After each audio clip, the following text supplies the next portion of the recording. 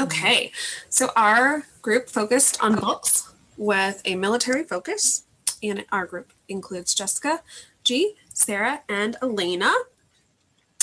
And the books that we chose range from kindergarten to sixth grade, and it includes different genres and a variety of perspectives and themes are offered because we wanted to give a wide variety of selection for students to choose from. And the first book we have here is The Navajo Code Talkers, Top Secret Messengers of World War II.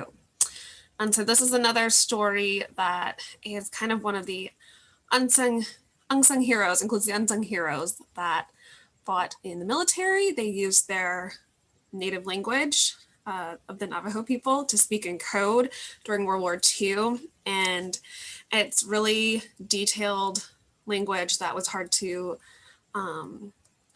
decipher. And so this historical nonfiction chapter book is great for, transitional readers or those young adult middle school readers. And it offers a really awesome perspective on American history and how they influenced the outcome of World War II. And then our next book. The next book is going to be Night Catch. This book is about a father who is in the military and he travels around the world and he's feeling pretty guilty about not having that relationship with his son. So the reason why I chose this book, we chose this book, is because there are plenty of kids who experience a time where one of their parents could be away, maybe in the military or, like other reasons, but them not being able to have that one-on-one experience, and the son always wants to have that experience with his father. So that's the reason why we chose this book. Towards the ending of the book, the father does enlist to help with the North Star so he can spend some time with his son and have a nightly catch a ball.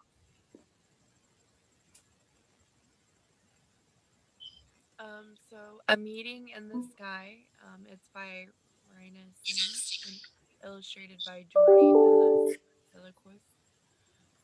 It's a nonfiction book, and it tells the story of two soldiers with the same goal. They are fighting on opposite sides. One's a German pilot and one's an American pilot. And the German pilot ends up helping the American pilot back to safety. The next book is Soldier for Equality, Jose de la Luz Sanez and the Great War. This is another story that is not very well known, and it reflects the contributions that Mexican Americans made to fighting for all kinds of freedoms. And so it's a nonfiction historical account of Jose de la Luz and his fight for equality. And the illustrations are well-intentional illustrations that reflect the Mexican culture.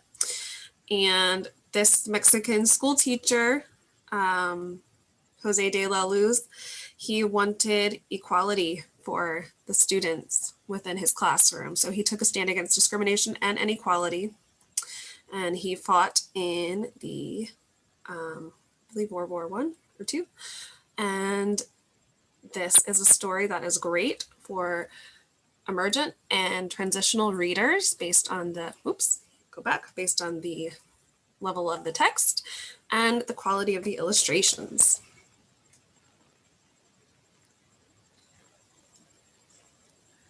Now we have A Soldier, a Doll, and a Boy by Libby Hawthorne and illustrated by Phil Lesner. This book is about a soldier who finds like a stray dog, and he decides to make this stray dog a mascot for his company. With him meeting the stray dog, he does realize that the stray dog actually belongs to an orphan boy. So this kind of puts me in the setting of kind of like being left alone in the world and not realizing that, hey, it's maybe others out here that are pretty lonely and we all need to come together as one, pretty much. But the soldier does realize that, basically he just can't take the dog. He actually needs to be there for the dog and the boy. So they pretty much become like a little family. And the boy name is Jacques. The reason why I did choose this book is because it's a great emergent book. As well, it was the notable picture book of the year in 2017, and it is also a fiction book.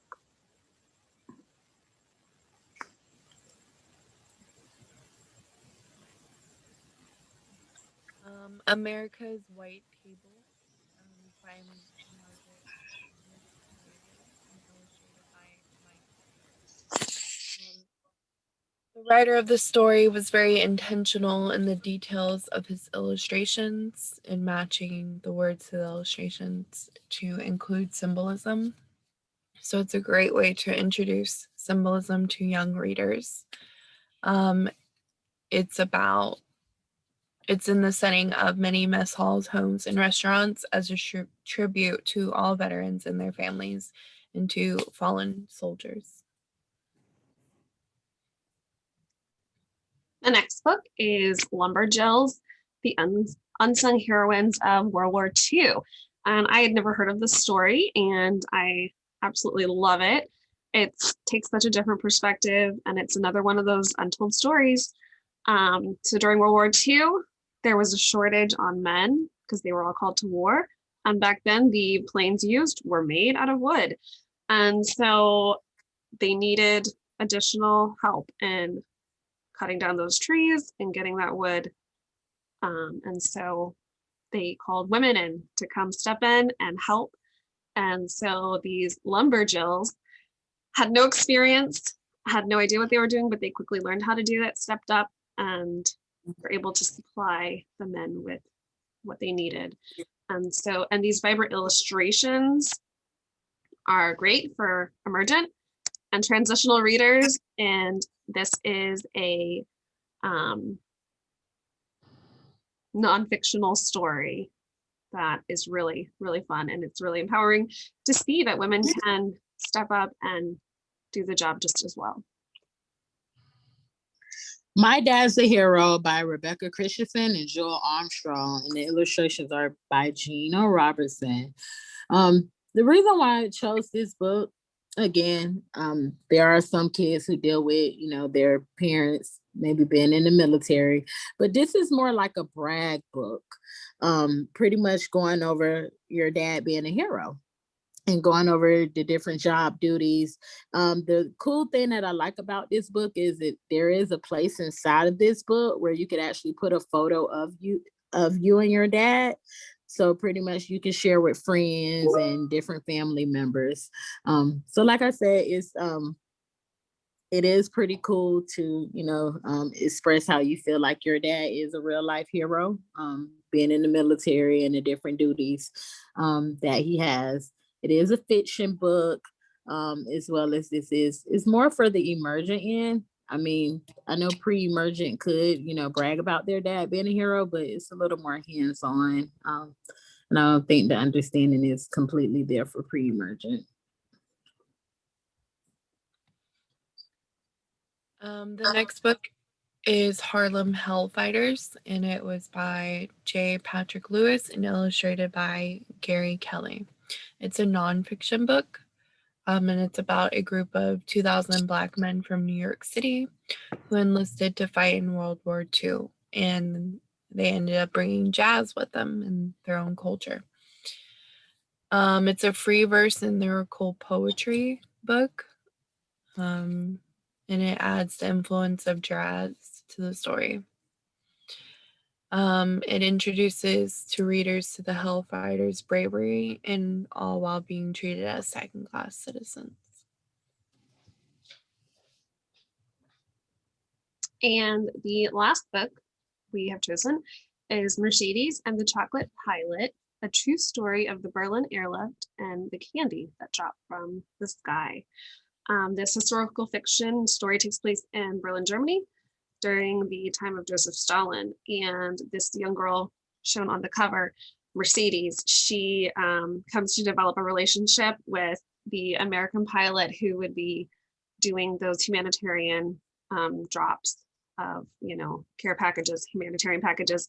And they would include food, supplies, and chocolate. And so as she would see these American pilots fly over, she began to recognize them as the chocolate pilots. And those became a sign of hope and encouragement for Mercedes and all of the children in Germany going through that difficult time. And the illustrations in it are very detailed, great for pre-emergent and emergent readers, but I think emergent and transitional will get the most out of the story and recognize the importance of hope for children. And they would be able to connect to the story, recognizing what a young girl she is and their similar ages and the experience she's going through. And so that was the end of our presentation. Those were our 10 books we chose. And once again, it was really important for us that they all reflected different genres, different cultures, different diversity and perspectives. And thank you for viewing this. Okay, I think we're done. Okay. Oh wait, no, I'm still recording. I didn't hit record. That's funny. She'll see that in the end. I'll clip that out. Okay, but yeah, all right. Hope you enjoy this, Miss Mendez.